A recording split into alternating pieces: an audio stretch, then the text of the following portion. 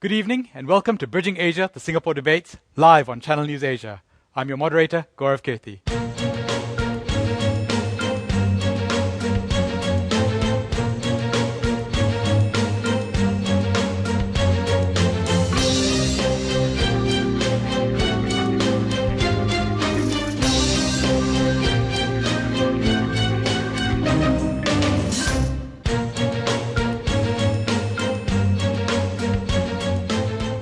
Some people call this the Asian century, and there are some big topics that will determine how the future will be shaped.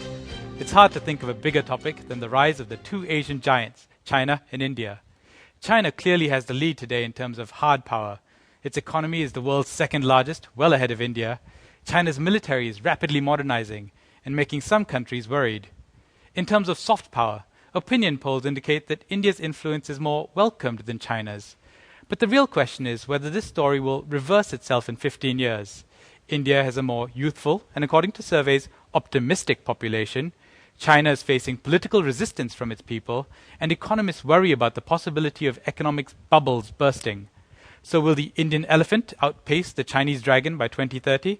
Well, that's our debate tonight. We polled the studio audience and visitors to our website before the debate.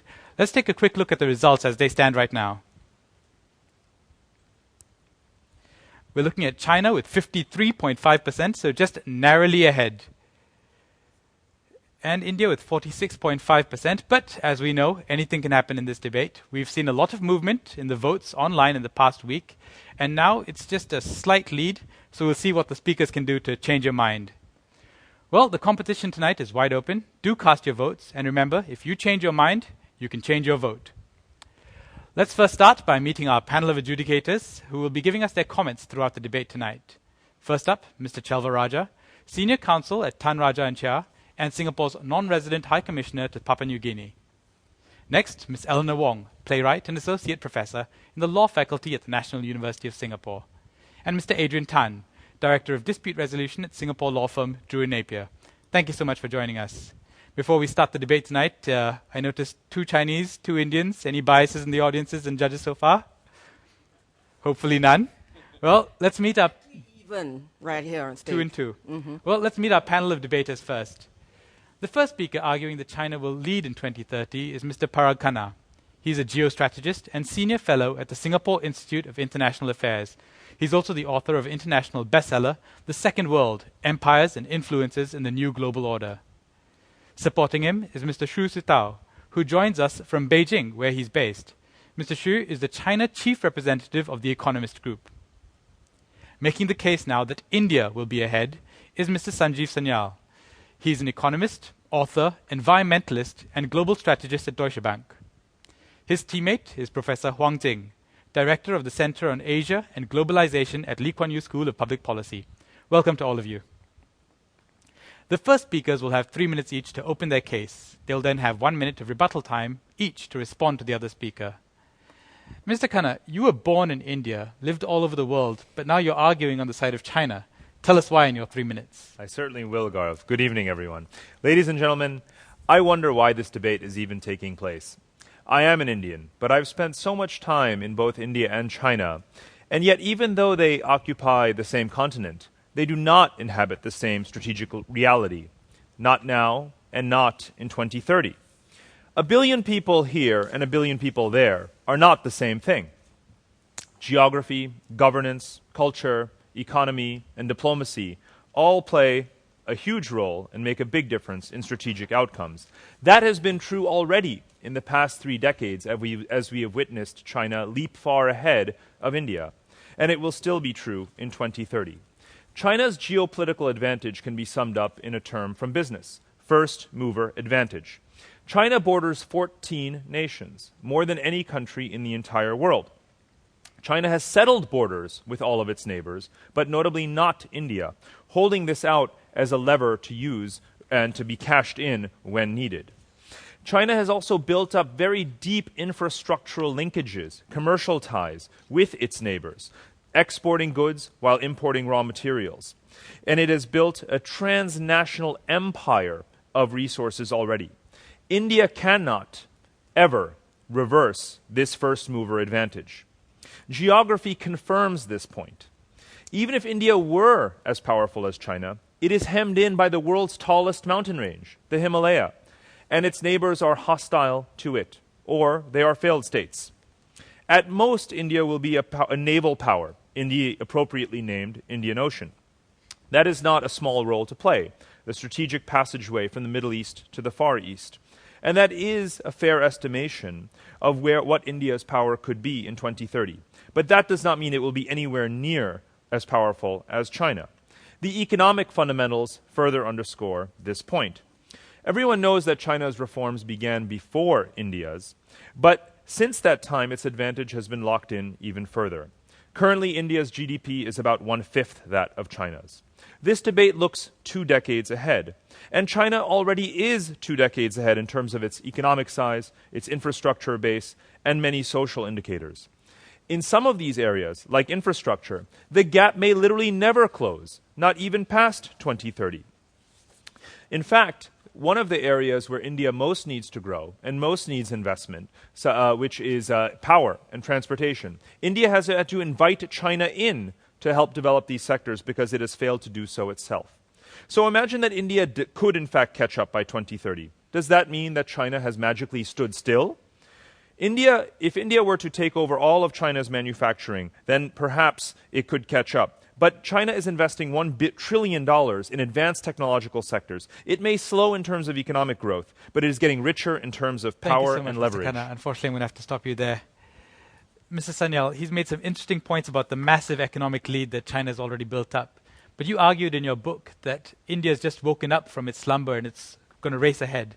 Tell us why in your 3 minutes. Well, let me begin, ladies and gentlemen, by agreeing with Parag that China is indeed ahead on many economic and other parameters. But people forget how recent this lead really is. If you went back as just 20 years back to 1990, both India and China had roughly the same per capita income. They were roughly the same level of urbanization. So the point I'm making is China's lead is because of a relatively small difference in growth rates compounded over 20 years. Clearly, a small difference the other way, compounded over the next 20 years, would completely change their relative positions. Secondly, a very large part of China's success has been driven by demographics. The fact that over the last 20 years, a disproportionate proportion of China's population has been of working age. Now, starting 2015, that is about to reverse.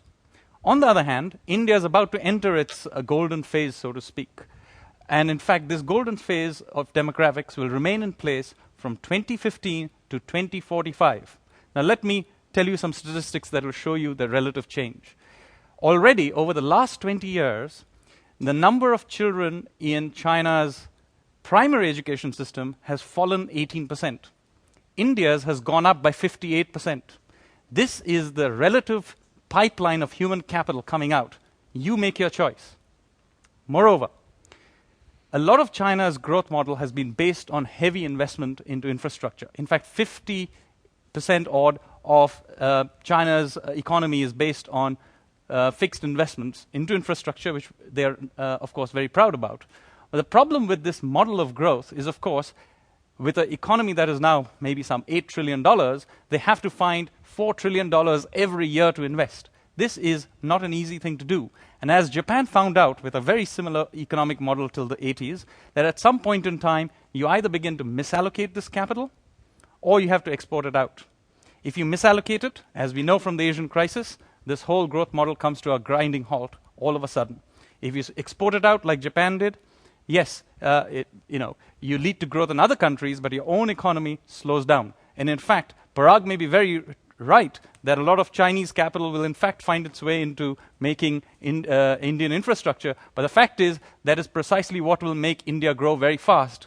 There's no shame in taking capital from other people. After all, China's own growth rate was due to investment coming in from other countries, including Japan and the West. So, in my view, yes, India is behind today, but looking 20 years out, it's quite clear to me who will be ahead. Thank you so much, Mr. Sanyal. He raises some interesting points about demographics and the sustainability of China's model. Paul Krugman also asked whether there are economic bubbles that are waiting to burst in China. Why do you have so much confidence in China's future? Your 1 minute. Well, in fact, to refute the argument, one simply needs to point out that, again, the conflation of demographic size with a necessary trajectory of economic growth, that assumes that there is competent leadership managing that growth. You have argued that China has grown because of the demographic dividend, but it has also had a continuity of governance, competent governance, and secular governance. India does not have any of these things. The government is not competent. There is not continuity. There is not reliability. These problems continue to plague India. When you spoke about the sweet spot of demographics entering the labor force, India currently has jobless growth because it has not developed the jobs. It even has a skill shortage in certain key sectors. So all of these educated youth could wind up being a listless, unemployed mass of individuals. So I worry that between the gerontocracy of Indian leadership versus the technocrats that have managed China, I would still bet that the Chinese will have managed it a lot better. Thank you so much, Mr. Khanna. Another compelling argument that India's government is going to be the downfall of India itself. Why do you think that India will be able to overcome that in the next? Whereas if Mr. Khanna is relying on Indian leadership eternally remaining incompetent, I must say he must have very thin ice here indeed. But in fact, India is a democracy. It can change its leadership. In fact, as he himself pointed out, there are in fact shortages of skilled labor in India. And as India itself is generating more literacy, in fact, India's literacy right now has risen to roughly the where China was in 1990. My sense is that you will get this pipeline that of skilled human capital coming up the education system, and there's already jobs there for these people. So I think that is already in the pipeline. Now let me just point out one other factor that Parag pointed out earlier, which is that that China has settled borders which India doesn't. That's ridiculous. One of the big problems that India has is with the Chinese border. And in fact, let me point out the Spratlys and several other Parcel Islands and several other disputes that China has. Thank you so much, Mr. Nyal. Excellent points. We're going to throw it to the judges now. Chelva, you look unconvinced by both sides still. What are your thoughts? Actually, I was thinking forward. I think we are going to have a tremendous debate. We've had an aggressive opening from both sides. I understand that the side for India has said yes, we are not disputing that China is ahead, but they've only become ahead over the last 20 years. And the very factors that they were enjoying that allowed them to forge ahead is going to swing into India's favor over the next 20 years. And so there's no reason why India shouldn't be able to catch up and forge ahead. Well, we'll have to wait and see. Okay, we'll jump to the two judges later on, but it's time now for a quick break. When we come back, we'll hear from the second speakers on both teams, and we'll have your questions. Stay with us.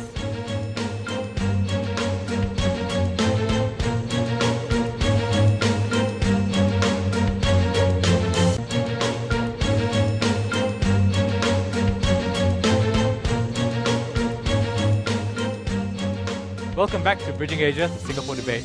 We're live in the studio and debating the question, China or India? Who's going to be ahead in 2030? We've heard from both the first speakers. Let's take a quick look now at how the poll looks like. We started off with the Chinese team leading 53.5%. Looks like they've dropped a little bit. It's 50.5% now for China, 49.5% for India. So like I said, anything can happen, and looks like it's already switching around slowly. Let's move now to the second speakers and hear from their teammates. Mr. Xu, you're based in China. What are you seeing on the ground that gives you confidence that the economic, political developments out there are still sustainable and will lead in the next 10 to 20 years? Well, thank you. I think being on the ground would really allow you to appreciate, certain structural trend, long-term trend underpinning China's growth, and also certain structural differences between China and India. First of all, I would like to say both China and India are compelling stories from economic growth perspective. Secondly, I would argue, based on the next 15 to 20 years growth trajectory, this gap is likely to be maintained based on the following reasons. The debate currently taking place in China is whether China can successfully divorce from so-called middle income trap. I believe that's that's indeed the case. And Sanjeev has alluded certain growth constraint being associated with malinvestment, relying on fixed investment. I believe financial reform and would be a medicine and addressing this issue. And if we look at China's regional growth profile, and this is the first time in human history, essentially you have Japan, Four Dragons, and ASEAN taking place in China. Greater Shanghai area, that's China's Tokyo, Osaka. Central China, that's Four Dragons. Northeast, that's ASEAN country. And this is potentially extremely powerful for China's growth. And the financial liberalization, for example, the ongoing process of RMB internationalization, in my opinion, would change the dynamics between investment and saving, addressing some of the issues alluded by Sanjeev. And also, I believe the issue whether China can sustain the current growth really boils down to the issue whether the system is flexible enough. So let me just give you some evidence. On my way to Singapore from China, the headline story, future Prime Minister Li Keqiang, and vocally, calling for structural tax cut, and that's a very strong evidence.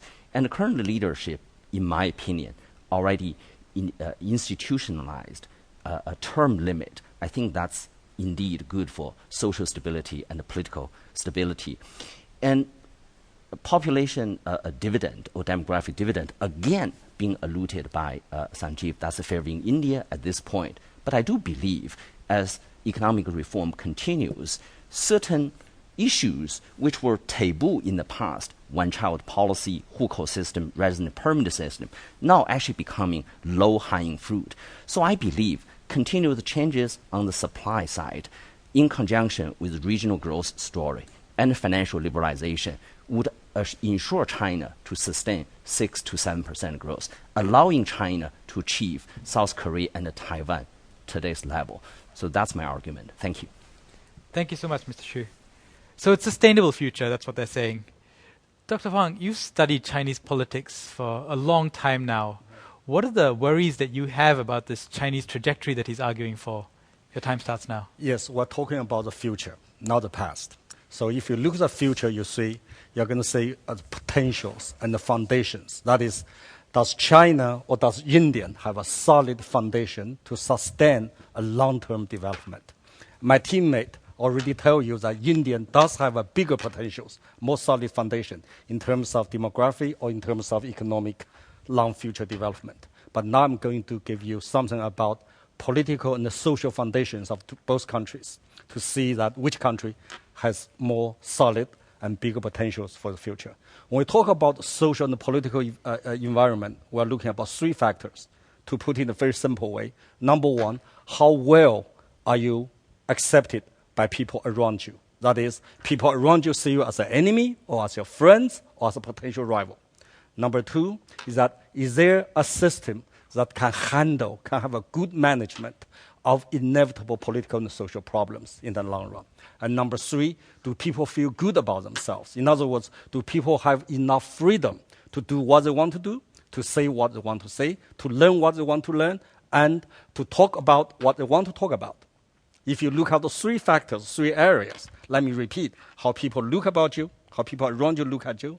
Number two, do you have a system that they can handle the problems among yourselves?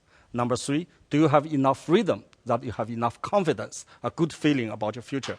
In this case, China is the obvious winner, or China is the obvious loser, I'm sorry. India is the obvious winner. I'm sorry, I'm too excited. India is obviously way ahead of China. Let's talk about the external environment. China has been emphasized again and again that China's rise is a peaceful rise. But again and again, China's fast development giving rise to what? Concerns, anxieties, or even hostilities.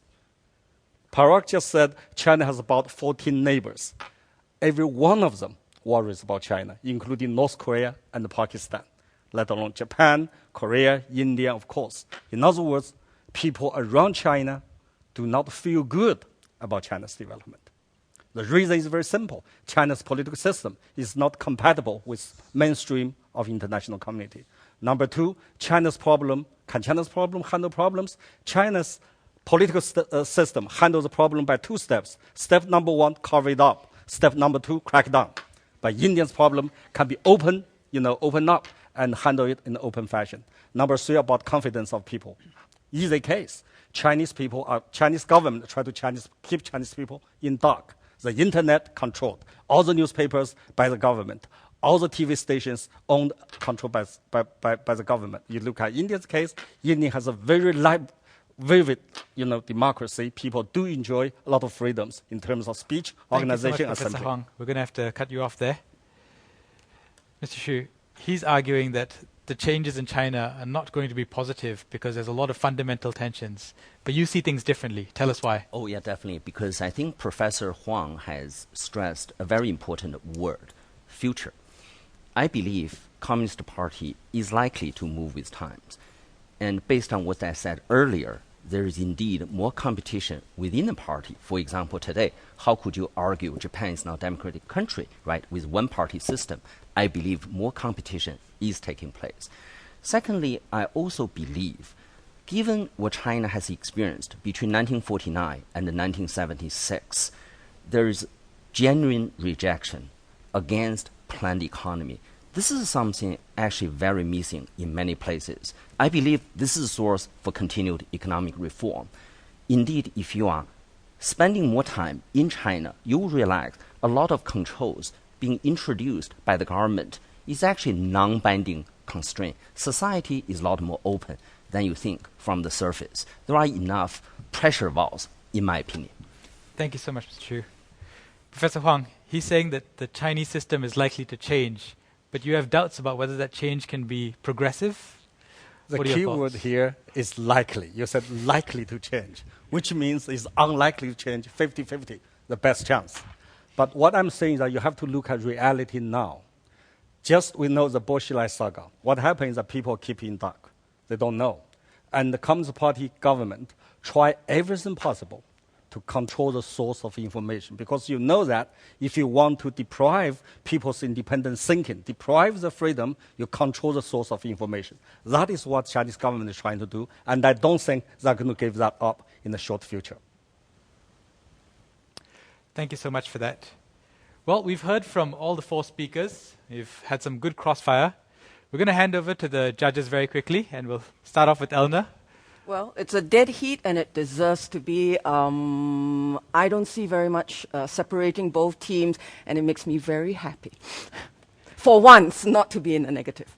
Excellent. Adrian, what are your thoughts? Well, I'm not that happy. I don't I'm like. surprised. No, but I don't like the debate being limited to only measuring who will be ahead in an economic sense. So I liked it when the speakers considered other factors. Who will be ahead in a social sense? Who will be ahead politically, diplomatically?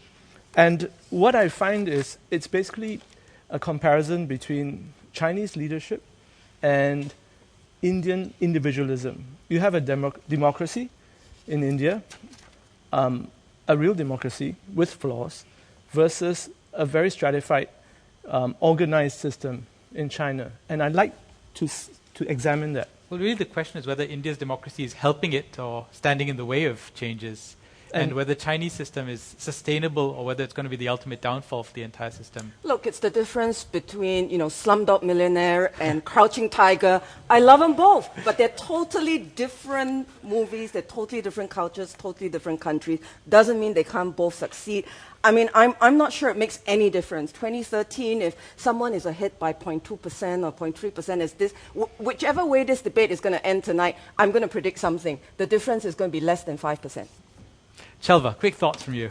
I don't see how India's democracy could be said to be standing in the way of its being ahead, because if you take the Indian democracy system with all its flaws and warts and all, surely it must be something to be looked forward to, which puts India ahead when you compare with the system that you have in China, which is a much more closed system.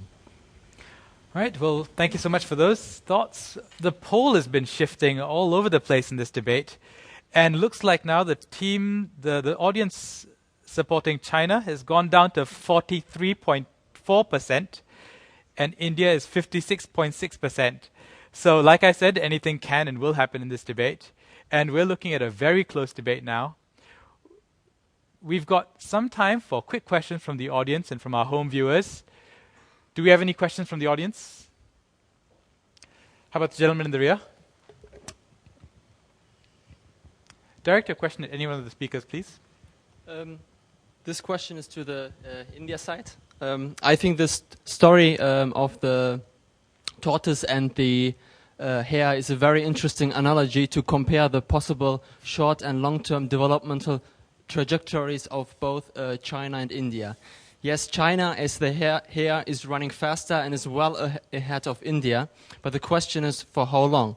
China has won this sprint, but will it also win the long marathon? Or will the hare-tortoise story will become reality? Any response from this side, Mr. Sanyal? Well, that is precisely the point we are trying to make, is that in the long run, whether it's demographics or democracy, they're all in India's favor. And in fact, let me just point out, what may seem like great technocracy can lead you off the cliff. The one-child policy, for example, is already going to cause this problem, but unwinding the one-child policy will not help China at all, because China does not have enough women. For the last 20 years, China has produced 118 girls for every 100 boys. So even if you got rid of the one-child policy, there's virtually nothing that China can do now to unwind what is guaranteed to be a demographic cliff. So there's some demographic problems that policy alone won't be able to solve. Just have to work harder. In which case, you will have to withdraw a very large part of the female population. I'm just teasing. Yeah, I've never have thought India would be compared to the tortoise and China to the hare. That's an amazing. Well, it's a great analogy if you're using the sporting analogy. Let's take India that can't win a single gold medal in the Olympics versus China that ranks in the top 1 or 2 and wins well over 100 medals in Olympic Games. Is that the kind of metric that you see reversing in the next 10 years? Now, let's put this way. If you ask any well-educated people, do you worry that China is going to collapse? Or do you worry that India is going to collapse? The worry about China is not just about slow down, it's about collapse. That means China has serious political social problem. Unless there is a meaningful, substantial political reforms, there is a danger to going over the cliff. But nobody worry about India will collapse. Just slow down a little bit, because India has a political system. Yes, it looks very nasty, looks very messy, but however, still can keep a kind of growth. And nobody worries India going to collapse. That's a fact, right? Before I throw it over to you, very quickly. So what I'm hearing, it sounds like China has the lead, it can maintain the lead, but its lead is its own to lose, and it might just lose it by its own undoing. Your thoughts? An analogy might be the United States is still a superpower, even though other countries have become very powerful as well, such as China, right? So the lead has shrunk, but America is still the first among equals. And we could perhaps apply that analogy to China and India. But it is not fair to say that India is, the Indian democracy. I think their position rests on a fallacy that India's democracy is inherently stable and that it's not prone to collapse. Much of India is still in a state of complete disrepair. It's not even a functioning part of society. What do you say to 400 million destitute Indians, that their democracy is something that's truly nourishing to them? Are they even going to be part of something that you consider a wholesome India? They're not. There is almost in some ways, the word that has not been used at all thus far is devolution. The single D-letter word to describe India is not democracy, but it is devolution. It is the fact that the central parties, the Congress party today or whomever else, cannot hold the country together federally, and therefore power is being completely pushed to the regional and provincial level. In order to even maintain a parliamentary balance, they have to make enormous concessions to local, very localized, very parochial, very ethnic and caste-based sort of parties. So if that's what you call democracy, that's fine. But devolution and democracy are actually pulling India apart. What holds India together is the fact that it is a geographic peninsula, not some virtuous notion of democracy. So we need to not pretend that India is virtuous just because it has the kind of regime type that many viewers might like it to be. You have to look at reality, as Jing said, and the reality is... I'm looking at reality. Let me say that. Yes, diversity is the name of India. India has always been very diversified. The one Indian outside, you go to India, you find thousands of little Indians. But India always hold together in the past 2,000 years. With all those problems, India has kept 5 to 8% of girls. After 1991, they decided to reform. And also I want to use your example. You said, okay, United States still ahead, China behind. Use exactly your logic. in the next 20 years, if China continue to develop, China going to surpass the United States. So if China can do that, why can't India? So anything is possible. We have a really good debate now on the politics of India and China and the democracy aspects versus China's system. We have time for one more question. Let's hear something else, perhaps from the gentleman in front. The question about, there's been a lot of discussion about demography being destiny in a certain sense, but what about geography? India is still, its land borders are still hemmed in, either by the Himalayan mountains or by a very unfriendly neighbor to the northwest, and which limits its access to resources, access to trade, and how do you see this impinging on India's growth in the future? Mr. Khanna, I know this is a point that you addressed in your own speech, so I'm going to throw it over to this side. Mr. Sanyal, perhaps you have some thoughts on that. How is India going to overcome the border constraints? Well, let me point out right in the beginning that in 4,000 or 5,000 years of Indian history, India's economics has always been about maritime trade. We are right now in Singapore. Why is it called Singapore? Because for 2,000 years, Indian traders came here to trade. India's always been looking south and southward towards it, and it's always been a maritime nation. And as the center of economic growth shifts towards this part of the world, with other countries like Indonesia and so on beginning to grow, it's very, very likely that India will generate its own sphere of economic influence and its own networks. Yeah, if you look at ever since the 8th century forward, India's economy has always depended very much on the maritime trade. So modern time, the modern industry, modern economy is very much dependent on maritime trade.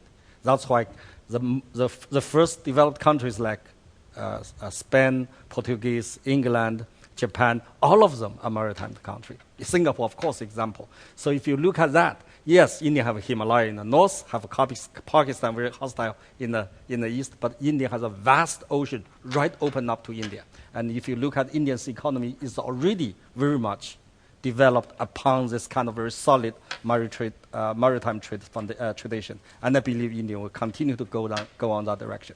So India is going to try and overcome the borders, but do you guys have any quick thoughts on this, on how the borders will constrain versus allow India to open up?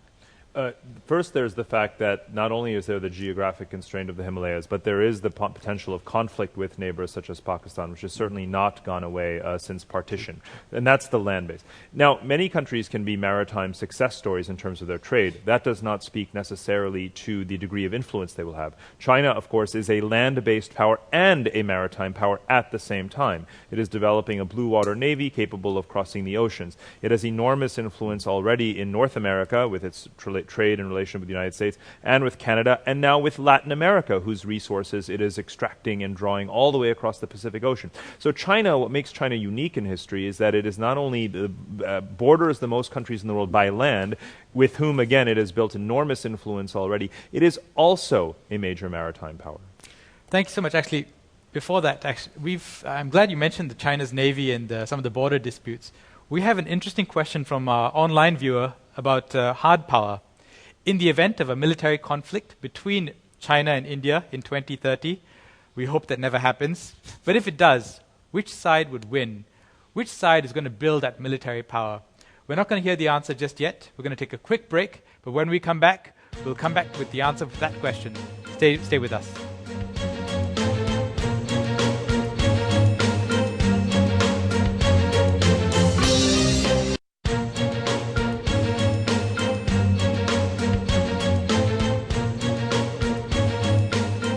Welcome back to Bridging Asia, the Singapore Debates. I'm Gaurav Kirti, your moderator.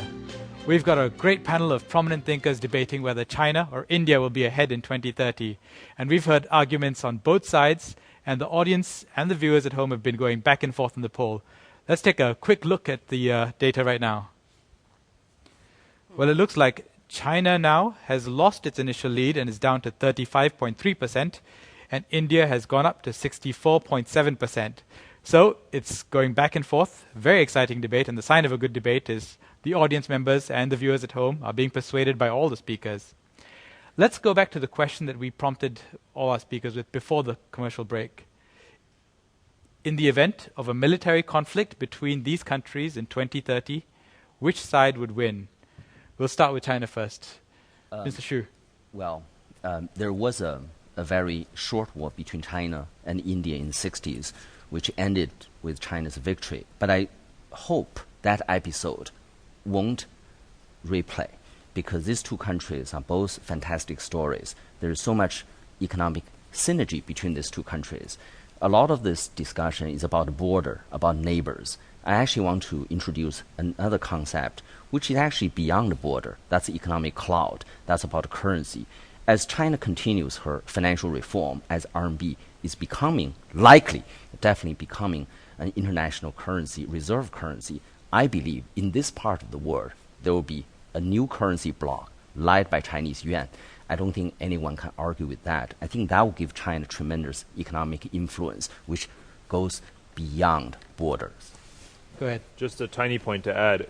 Wars aren't necessarily always fought directly as they were Proxies. in 1962. Through proxies are usually how such a confrontation would take place. Bearing in mind, of course, that China has built what is often called the string of pearls strategy, with relationships with Iran, with Sri Lanka, and even Bangladesh and Myanmar. So the fact is that were there to be such a conflict, China has a very ample ability to pin down India from all directions. Over to this side. Although a military conflict sounds extremely unlikely, what are your thoughts? First, I agree with Mr. Xu. I hope this will never, ever happen. I also agree with Parag, that is, war nowadays is never a bilateral affair. War now, if it starts, it's a multilateral affair. Then we have to understand this. Let's say for a small country, what's a nightmare? Nightmare is that if you have a trouble, nobody come to help you. But for a big country like China and India, what's a nightmare? Nightmare is that when you have a problem, nobody come to support you, to listen to you. My point here, of course, big if there is a war between China and India, I believe, given the political system, given the history of the two countries, and given the outside world view about China and India will have much, much more international support in this conflict. That will make India a victor. Thank you so much for that. We've been looking at opinion polls from the Chicago Council, and they've been stating that people are afraid of China's military rise. So the point that you're making is quite valid. People might be worried about a rising Chinese military, but are less so about an Indian rising military. We have time for one more question from the audience. Perhaps we can have the gentleman over there. My question is directed at the side in support of India. I know there is a very positive outlook on India, but there's no proof that you've provided to tell me that China's growth will slow down enough for India to overtake. I want to invite you to prove that to me. Well, we'll start with you, Mrs. Snell. Okay, I mean, as I pointed out, demographics is a very, very powerful force. As I pointed out, you are dealing with a labor force. In one case, has a pipeline that has shrunk by 18% over the last 20 years and will now play itself out. The other that has gone up by 58%. So the labor force in the two countries are going in diametrically opposite directions. The second reason is that a lot of the growth is due to heavy investment in infrastructure. Now, in the case of China, it has an odd situation that it has invested over the last 20 years, and infrastructure in China is already pretty good. So if it keeps investing $4-5 trillion a year into infrastructure, it's almost certainly wasting it. So ultimately, as Japan discovered in the 1980s, it will have to do one of two things. Either export this money out, in which case it will find its way to other countries, including India, or it will have to simply waste it, in which case it will have a crisis. Either which way, China's growth rate is almost certain to slow down dramatically by the end of this decade. Thank you so much. Mrs. Xu, you have some thoughts on this as well? First of all, demographic dividend is a very important issue. We know life expectancy in China is roughly 7 to 8 years longer than India. And we also know there is a policy debate extending retirement age, so on and so forth. I believe that's definitely going to take place in China. I also believe relaxing one-child policy and of course, urbanization in China right now still have 15, 20 years to play out. This is a very structured trend. And on demographic, I also believe it's too naive, simplistic just to say malinvestment. For example, I believe, as we are speaking now, there is actually another wave of automation, changing the ratio between machinery and capital, and allowing Chinese manufacturing to stay competitive. Thank you so much. We're going to have to go to the judges now. Adrian, you've been looking and nodding furiously throughout. Which side are you nodding towards? Well, I need them to answer this question. What do you mean by ahead? Ahead in what sense? Don't just focus on economics. Which country is going to have more friends? Which country's voice is more influential? Which country's citizens are happier? Which country is attracting more people to emigrate towards it? I think these are all ways to test which country is going to be ahead. So influence and attractiveness. Eleanor? Well, I think that this debate has been swayed in a way that's quite predictable by the flashy story. And that's easy to get excited by. But that story hinges on, I think, some hopes about China undergoing some kind of implosion. And while that is a possibility, I really don't see it being a likelihood. And so although it may well be the more boring story, I think we've all got to stop getting so excited about the immediate flash of color in front of us, and we've got to ask ourselves, looking at fundamentals and not predicting some sort of a disaster, what is the likely scenario to be? I edge slightly towards China as far as that's concerned. Thank you so much, Eleanor. We're going to take a quick look now at the poll. India has been steadily gaining ground, and it looks like the teams have made some impact. 67.1% of the viewers now support India's case that they're going to be ahead in 2030. So some serious work for the last two remaining speakers on Team China. It's time now for a quick break. When we come back, closing arguments and the final vote. Stay with us.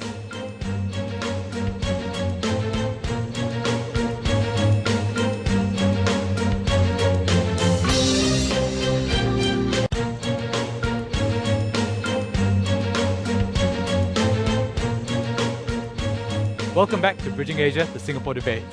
We've been debating the question of whether China or India will be ahead in 2030. There have been plenty of great arguments raised by both sides, but have you chosen your side? We're going to start with our final summations, and we'll begin with Mr. Khanna. Your 1 minute begins now. Thank you. Let me begin by addressing this issue of what does ahead mean. India will no doubt narrow the gap, but that doesn't mean that China will stop. Demographics may favor India in terms of driving growth, but it doesn't sustain growth. In fact, a large population can be a liability. Nigeria, Pakistan, Egypt, these have large populations, but their governments have been completely incompetent to manage them, and we see what the result has been. There is this equivalency that the Indian side has made between demographics and linear growth is truly unsustainable. Growth is increasingly driven by technology. India barely has a functioning road network, let alone any equivalent of what China has, the 12th five-year plan, which invests $1 trillion in advanced technology sectors, which will drive China's growth and propel its advantage. The other side has not spoken about India's instability, but bear in mind that it ranks far worse on the Transparency International's Corruption Perceptions Index.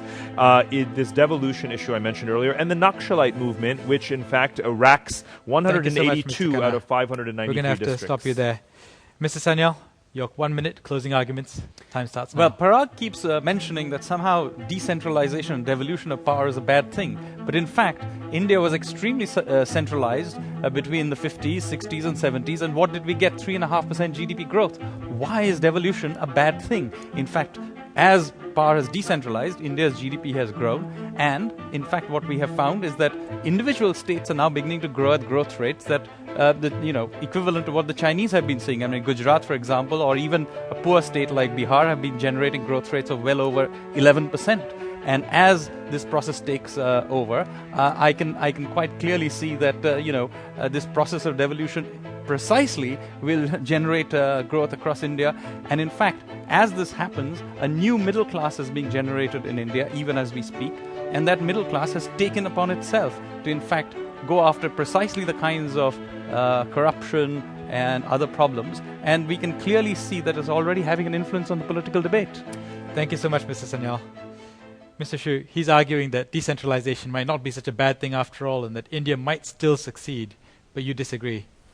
Well, I think this is the main about argument on China and whether China's growth is sustainable and whether a crisis would derail China's growth. And people tend to forget, actually China is already experiencing crisis. 40 million migrant workers lost their jobs during financial crisis, and China has come to the realization to rely on seemingly unlimited external demand no longer going to work. So I believe political reform is already taking place, and I believe what Professor Huang has alluded, this political saga in Chongqing, suggesting China may really make the final departure from Mao era.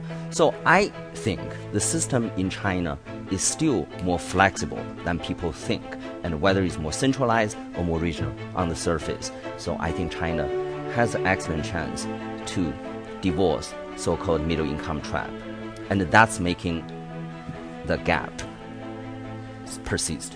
Thank you so much, Mr. Xu.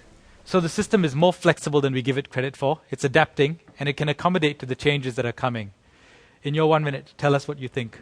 Yes, we know that China and India are very different from each other. But one major difference we all agree is that China has a deep, substantial political problem.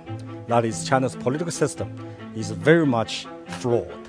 So China's future depends, you will agree with me, to what extent Chinese government and Chinese people can solve this problem. So just like China is a Titanic, very big, very fast, but it's a huge iceberg waiting ahead of it. But India, this boat is smaller, not very good in good shape, looks like, but India's voyage is easier to navigate because India does not have this kind of deep political system. India does not need to have this kind of deep-seated reform to solve this problem. So there's no iceberg in front of India. Thank you so much. It's an interesting analogy. We'll see whether the iceberg comes for either India or China in the next 10 to 20 years. Judges, what do you think? Chelva? I think eventually it depends on how you define or how you see ahead. And my own view is that as far as hard power, which both sides accept that China is ahead now, I see no reason why China will slip back on that. In fact, the last 20 years they had a bigger risk of running aground than they have in the next 20 years as I see it. So I see China being ahead on the hard power ground. But I see India being ahead in the soft power ground. It's already ahead, both sides seem to agree on that, and I see it continuing to be ahead. In fact, the very fact that China is becoming stronger and stronger as a hard power makes it less and less likely to be well accepted by its neighbors. Its neighbors will be even more suspicious. If you had to balance now the hard power and soft power, which is more important? Which does your vote go for? I think, if looking upon yourself as from the point of view of being an Indian or a Chinese, I think soft power is nicer. So your vote goes to India. Eleanor, your I thoughts? think that from the outside, though, hard power is what counts. And I think it's nice to feel good, but at the end of the day, the country that is powerful will attract its acolytes. And I do think that although the recent catching up of awakening of India is very interesting and is attention grabbing, I think that actually the last 40, 50 years or so shows that China is indeed flexible enough and stable enough to be able to evade the iceberg and is show power ahead. I think it's a small chance that it'll sink. So you would go for China then? I think that whatever the outcome, it shouldn't be 60-30. Sure. It's a 49-51 and 51 China. Adrian, your very quick thoughts.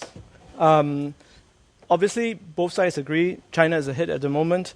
10 years is a very short time. I'm not convinced that China is going to slow down, India is going to catch up. But I am worried about the political system being a limit on growth. There's too much media control. Can a country progress without Facebook? That's my question. Having said that, can a country be considered progressive if it has Facebook, is my question. Well, they have their own version, and we'll see whether that becomes popular. But your final decision? I'm going with China. Okay. Thank you guys so much. It's time now to find out who's won this debate. The team arguing for China or India, please go to the website and choose your side.